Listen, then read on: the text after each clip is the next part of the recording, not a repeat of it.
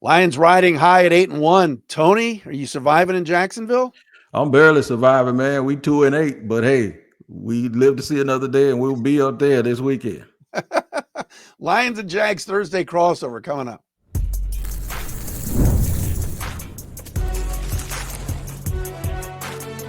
You are Locked On NFL Crossover, part of the Locked On Podcast Network.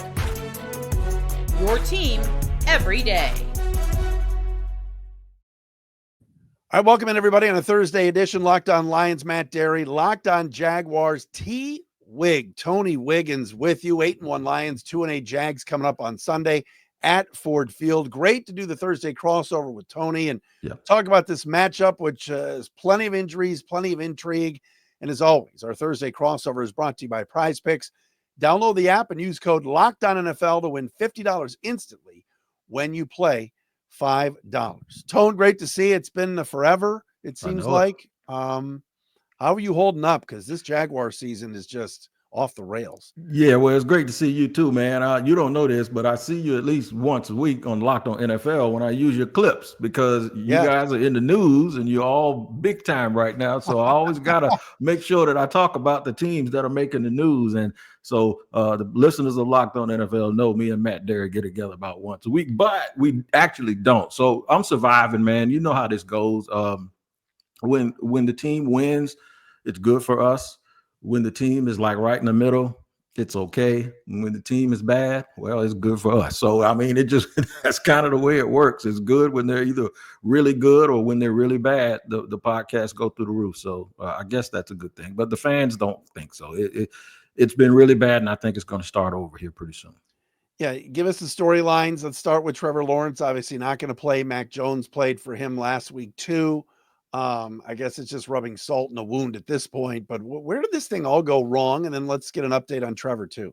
It went wrong from the beginning. They burnt the onions when they first started cooking this thing up, and then they just covered it up and masked it by just adding stuff to it. And they were able to come back from a 2-7 start in year one, and they made the playoffs because they got really, really hot, which is kind of what Doug does. He did that in Philadelphia when they made their little bit of a run. Then in year two, they started off hot. In fact, they won like 16 out of 21 games. It was 16-5 over the end of year one, which is 2022, and the beginning of year two. And since then, they're like 2-13, So this thing has really turned around and gone the other way. At the core of it, though, there's a few things. One, Trent Baalke was the wrong GM, and then he chose the wrong coach because it seems like that's the only person that really wanted to work with him and take this job with him as the head coach. Eventually, what happened is their lack of team building kind of took over, their lack of structure around Trevor Lawrence. They haven't done what other good teams have done and they've made some investments on the offensive line, but they haven't made those real big investments that you make when you're playing the way that they want to play with an alpha quarterback and this team to be that top heavy. It's different from Detroit, where you went out and got a guy that fit into your system, eventually started paying him. They didn't do that. They got the quarterback first and then tried to fix everything around him, and they had to choose between defensive players and playmakers and a guy here and a guy there, and Trent's a guy that drafts for traits as opposed to team building, and it pretty much is the total opposite of what you guys have going on in Detroit.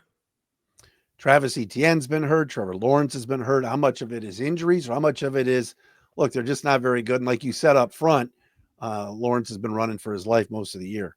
The answer is yes. When you say Travis Etienne have injuries had something to do with it, has it been a little bit of team building? Has it been a little bit of disconnect in the messaging from the coaches to the players?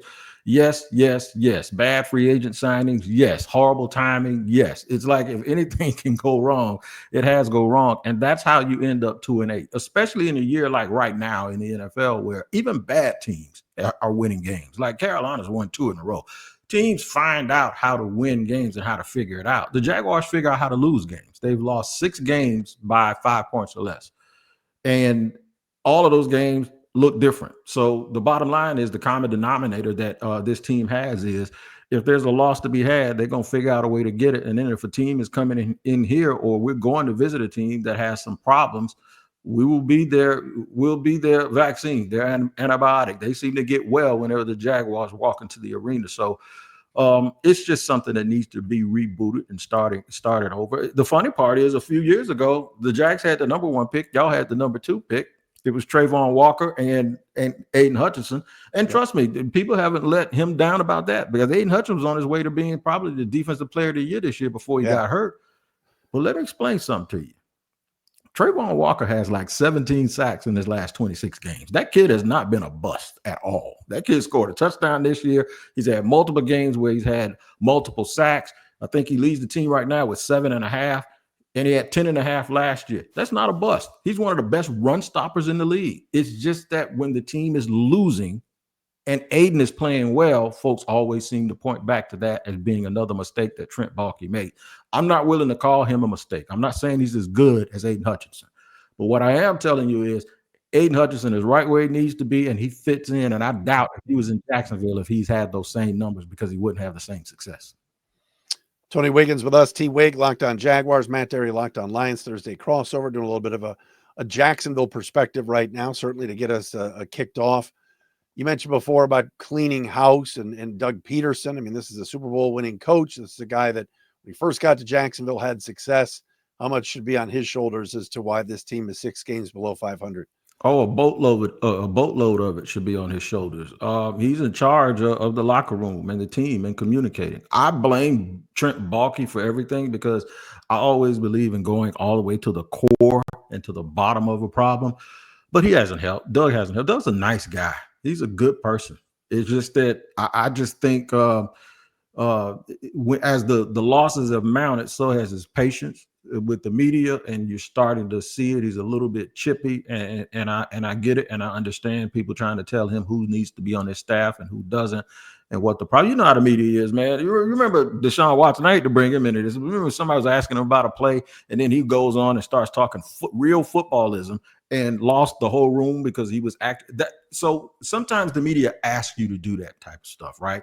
And Doug just didn't have any patience the other day. And he said, I ain't telling you that because y'all ain't going to figure it out anyway. When what he should have done was what he always does. Give us coach speak and give us nothing. And that's what a lot of them do all the time. But he decided today, he said, not only ain't going to give you nothing, I'm going to give you this little salvo right with me and let you know that you don't know what I know. But the thing is that's a hard position to take when you're 2-8.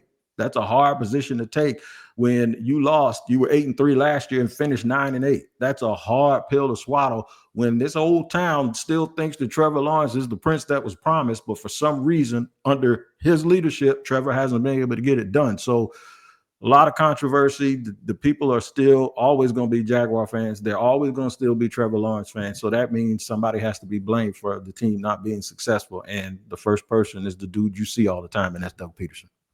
How did Mac Jones look last week? I mean, is this the Mac Jones from the Patriots? I know he threw a couple of good balls. He had the 2 picks. If they take care of the football, maybe they upset the Vikings last week because they were right in that game, right? Yeah, no, yeah, they were in the game, but they got outgained 400 to like 100 or something. They barely had 200 yards, and Minnesota went up and down the field. It's just that they had their own former number 1 pick that couldn't stop throwing the ball to a team that had only gotten 2 turnovers all year, and that was Jacksonville. Well, they got 3 last week because of Sam Darnold. Now, Mac Jones, he looked really good in the preseason until he got a chance to play full time the other day, and he looked terrible. He looked like the guy that Patriot fans were glad to get rid of. So it's like you almost sit here and think that, okay, it wasn't Trevor, because now another guy comes in here and he looks worse. So they're thinking that it's the players. Well, we get that, but it's also the coaches. That's why I say it's everything. What's going on around here has gone on too long. Finger pointing. CYA. That's why if you kill everything, if you just nuke it all and start over, then you won't be worried about whether or not it was this guy. Or, okay, we got rid of Urban, but we still got Trent. Oh, well, we got Dave Caldwell before that, but we kept Trent. No, just flush it all out and start completely over. That is something Shaq Khan has never done, but he needs to do it this offseason. I hope that new defensive coordinator is renting. Ryan Nielsen, yeah, he needs to be renting because they're about sick of him too. I'm telling you, it goes bad, man, when it goes bad, and it's all bad right now here in Jacksonville. I'm more with Tony and me. Lions and Jaguars coming up at Ford Field at 1:00 on Sunday. We'll turn the tables. Tony will talk to me a little bit about the Lions, and we'll get the their situation and what the biggest stories are in Detroit. We'll do that coming up next. But first, Locked On Lions, Locked On Jaguars, brought to you by our friends at Hillsdale College. Time is our most precious commodity, so don't waste it scrolling through the same mind-numbing content for hours and hours on your phone. How can you spend it wisely to improve yourself? It's very, very simple. Our sponsor, Hillsdale College, is offering more than 40 free, that's right, free online courses, including Constitution 101, the meaning and history of the Constitution, Introduction to Free Market Economics, Great American Story, A Land of Hope, Rise and Fall of the Roman Republic, and so much more. All of Hillsdale's courses, and bear in mind, this is going to be great when I tell you this, are self-paced, so you can start whenever, tune in wherever, plus you go deeper with readings, quizzes, discussions, or just enjoy the lectures and do it for free. Go right now to hillsdale.edu/lockedon to enroll. There's no cost. It's easy to get started. That's hillsdale.edu/lockedon to register. Again, once again, hillsdale.edu/lockedon.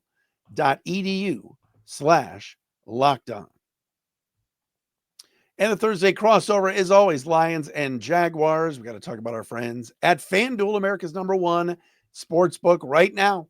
NFL fans, you can get new customers can get $5, can bet $5, I should say, but get $150 in bonus bets if you win for free. FanDuel Sportsbook app gives you everything you need to place live bets on the NFL all in one place. Thursday Night Football, you can do that tonight.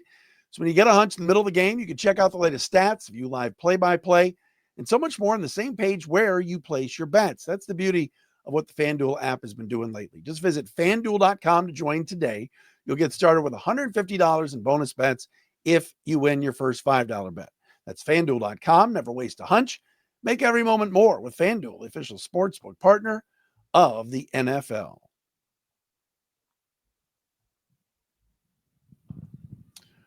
Matt Dery, Tony Wiggins, Lions and Jags. It is the Thursday crossover. T-Wig, how much have you seen of the Lions, and what do you want to know? I've seen a lot of them. I've been watching them intently ever since they were pretty much sitting there neck and neck with the Jacksonville Jaguars. It was been pretty much a case study for me to watch them because you had them side by side just in 2022 in the offseason, and did they, man. The Jaguars made the playoffs the first year. So this is why you can't worry about who jumps first, because the Jaguars made it and then they didn't. And then all of a sudden that thing flipped around. And now, I think the Lions are the favorite for a whole bunch of people in the NFL. Made it. Not only did the Jaguars make it, but former Lion Riley Patterson was a hero down there for about a week. Yeah, and you know what's funny? He was so close to missing that field goal, man, against the Chargers. That thing almost it was like we thought it was going in, but then it was like, oh my God. And everybody was cheering, but he actually almost missed it. Let me ask you something. Watching it closer, is it surreal for you? Because you're a longtime Detroiter, obviously, and they're one of the teams that has never really gotten it. So to be actually watching this isn't the run and shoot. This isn't the Wayne Fonts teams. This is the real deal. You can tell when it is what it is. And I think, it has to feel good being a longtime Detroit fan and a person in the media to actually see it and know that it's the real thing. Yeah, no question. I mean, I moved here in 96 and they had some decent teams with Wayne around that time. I was around a Bobby Ross playoff team, a Jim Schwartz playoff team, a Jim Caldwell playoff team. Yeah. But no, this is completely different. You're right, T.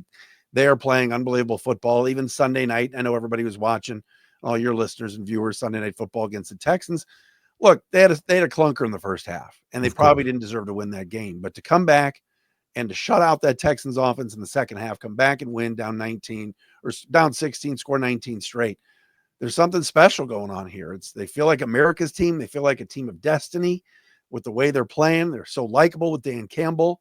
And despite losing Aiden Hutchinson, who we talked about earlier, they found a way to kind of patch it together. This week, they'll get Zadarius Smith in there. That'll help with the pass rush and certainly setting the edge in the run game.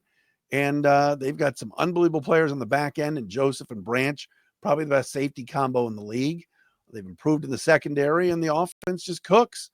Even though they didn't really have a great game last week, Jared Goff throws 5 interceptions.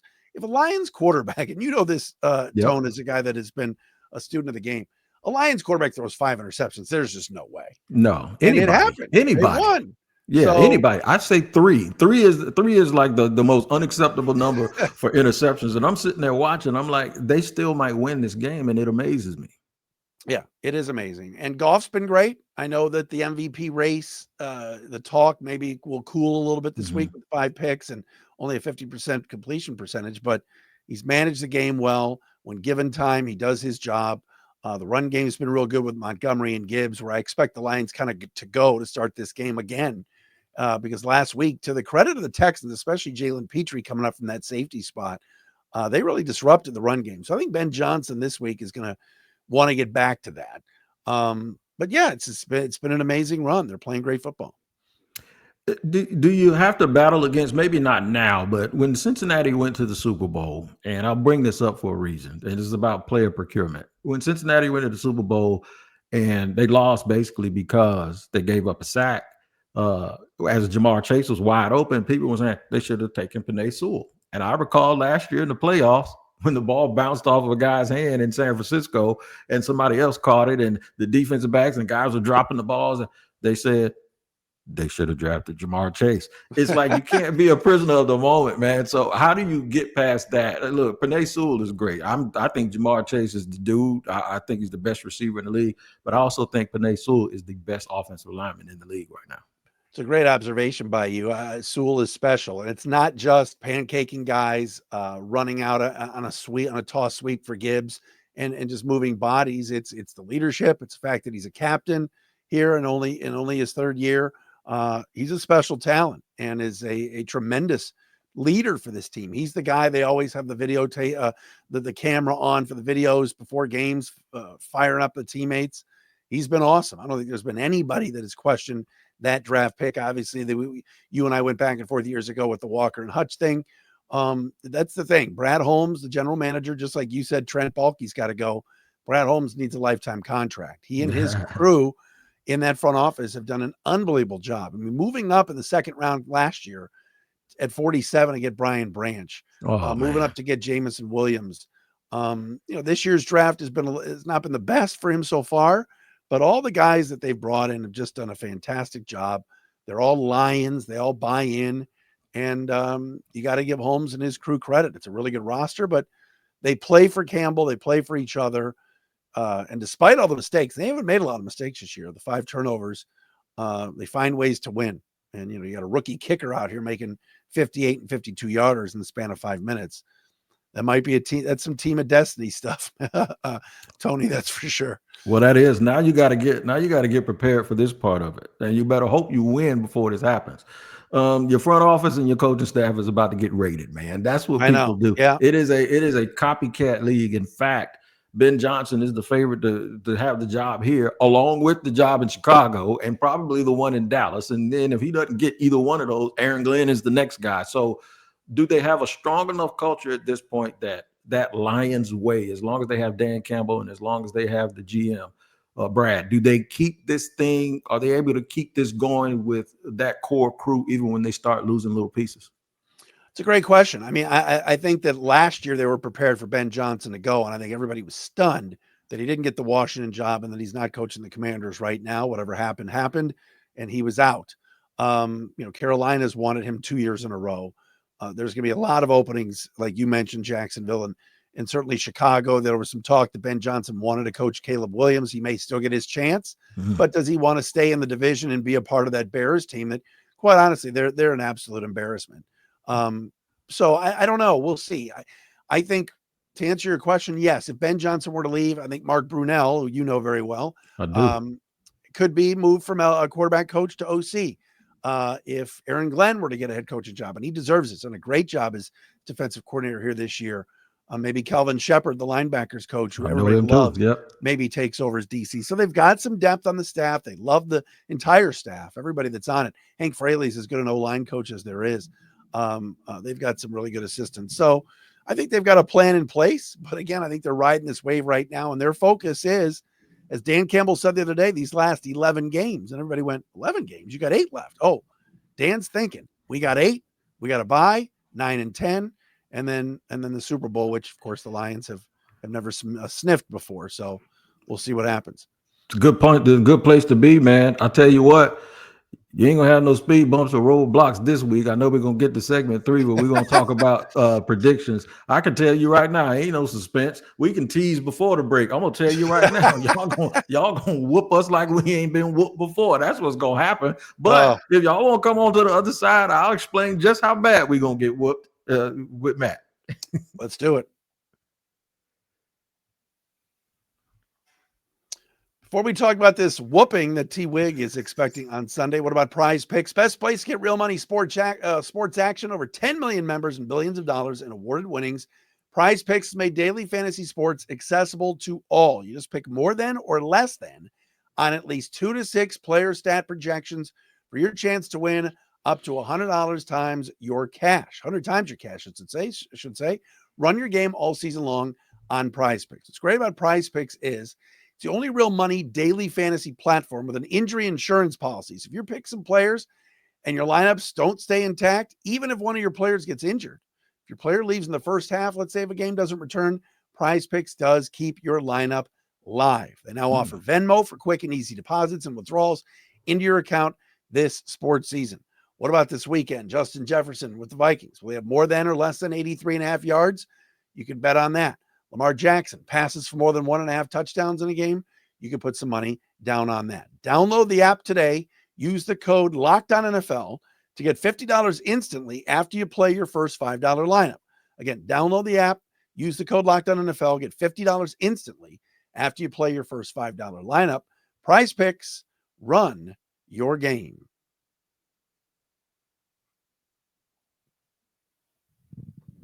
Matt Dery, Locked on Lions. Tony Wiggins, Locked on Jaguars. T. Wig is a legend in this biz and with the network. Everybody loves him. So I mean, we can sit here and go keys to the game. We could get in trouble with Ross Jackson, our boss out here on the network, and just I want to hear about this ass whipping that you're expecting. They played, like you said, they got out gained last week, but they only lost by 5 to the Vikings, who are right there with the Lions. But you think that is not going to happen this week? No, because Detroit makes you pay for everything. I mean, everything has currency attached to it. Every yard, even when you make the first down, you're going to get hit. Your chin buckle is going to buckle a little bit, your chin strap.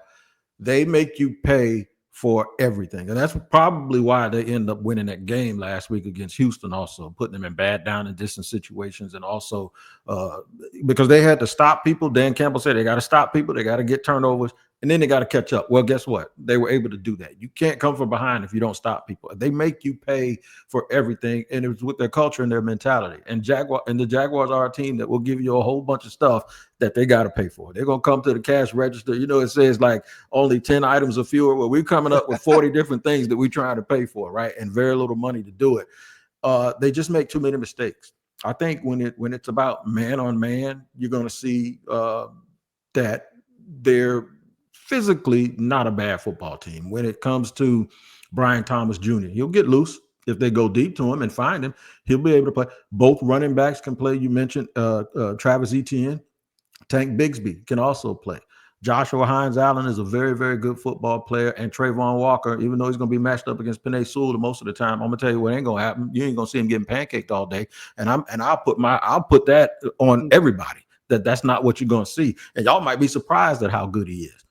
The problem and the issue is they can't do what they want to do when they want to do it. The Jaguars don't run the ball well in the red zone, even when they're healthy with Trevor Lawrence. And you know as well as I do, when you get to the red zone, you need touchdowns. And you need to be able to give the ball to your running backs and convert and get first downs, or you need to be able to score when you're inside the red zone. They don't do it, so they can't. And when you can't run, that to me, that's the litmus test of a football team. Can you, for the most part, convert on 3rd and 1? The answer is no. Can you have 1st and goal on the 4 and go without completing a pass or attempting a pass and score a touchdown? The answer is no. That's all game. So if you can't do it all game, you ain't going to be able to do it late in the game either. That's why they lose so much, because those inches, that little bit just keeps them from being a good football team. And that's something that you can't manufacture, you can't scheme, and you can only fix it in the offseason, because you got to get bigger, stronger, and more physical. And it might take more than one offseason to do that. They haven't been able to accomplish that. You cannot beat a team like Detroit that is everything that you want to be, and you ain't none of that. And that's why I think they're going to lose, and I think it's going to be the most lopsided. It might not be score-wise, but it'll probably be the most lopsided game from a physical standpoint once it gets into the 3rd and 4th quarter. Well, that's what I think for the Lions. I mean, getting back to it's not, this happened earlier in the year in week 2 when Goff threw the ball over 50 times. And the next week in Arizona, they just came out with David Montgomery and pounded the Cardinals to start that game. That's what kind of I anticipate this week. You mentioned Trayvon and some good pieces on that defense. I know the secondary has not been as good as they thought it would be down in Jacksonville, but I think one key is starting the game off with Montgomery and then going to Gibbs and just pounding that football. And, with Mac Jones, I think they've got to get some pressure on him. I know this is not the second coming of Brett Favre or anything like that, or Trevor Lawrence, or, even Mark Brunell in his day in Jacksonville. But with that being said, if he gets time to throw, he gets confidence. And I think the Lions with Darius Smith now, a healthy Josh Pascal who played last week, get some pressure on Mac Jones. That's when you can get him to turn the ball over, is when you got somebody in his grill. And it wouldn't surprise me to see Aaron Glenn, who didn't do a ton of blitzing against Stroud this past week, dial some things up. You're at home. You've won 7 in a row. You're expected to win this game. Why not kind of let it all out? And I think you might see that from the Lions this week. I don't blame them. And the other part of this is, when we talk about culture, it's an overused word. But so I'll just put it like this: just watching this from afar, if I could take Aiden Hutchinson, Brian Branch, Penei Sewell, definitely Amon-Ra St. Brown, definitely him, and Ali McNeil, and I put them in front of an x-ray machine where you don't see the outside, you see the inside. There'd be a big old Great Dane or a Rottweiler right there, and it all looks alike. They're football players. They have that thing. And that thing is, you get it at every level with multiple players on one team, and then they're playing against a team that has maybe 2 guys that have that. And there may be more than that. I think Brian Thomas Jr. and ETN and Bigsby, they have it too, but it's unrecognized right now because it's not winning. See, it's winning there, and winning feeds that beast up in Detroit. I mean, that team is probably full of kneecaps with all the kneecaps they've been chewing the last 2 years, right? Well, the Jaguars are still looking and searching and trying to find an identity, and they're going to be playing against a team that has one, and that's why I don't think it's going to be much of a contest. Close early. I think by the end of the game, you're looking at a 2-score game. I agree with you, Tony. I think it's going to be that kind of game. People are saying, "Oh, can this be a trap game?" The Lions just got done with 4 out of 5 on the road. Big road win at Green Bay. Big road win at Houston. They'll be let down. I don't think so. I think they know they did not play very well the other night and still escaped. So I think they're going to take it out on the Jags as well. Tony, great stuff, man. As always, appreciate it. Always appreciate you, Matt. Good to see you. I see you cut that beard off, man. I cut mine off. My wife made me grow it back. We used to look just alike with that salt and pepper beard. Man. You cut your beard off, man. I'm thinking like, I still call you my brother, though. It's all good. Hey, I love you too. I appreciate that. There he is, Tony Wiggins, Locked on Jaguars. Mac Dery, Locked on Lions. That's the Thursday crossover brought to you by our friends at PrizePicks. We'll talk to you tomorrow.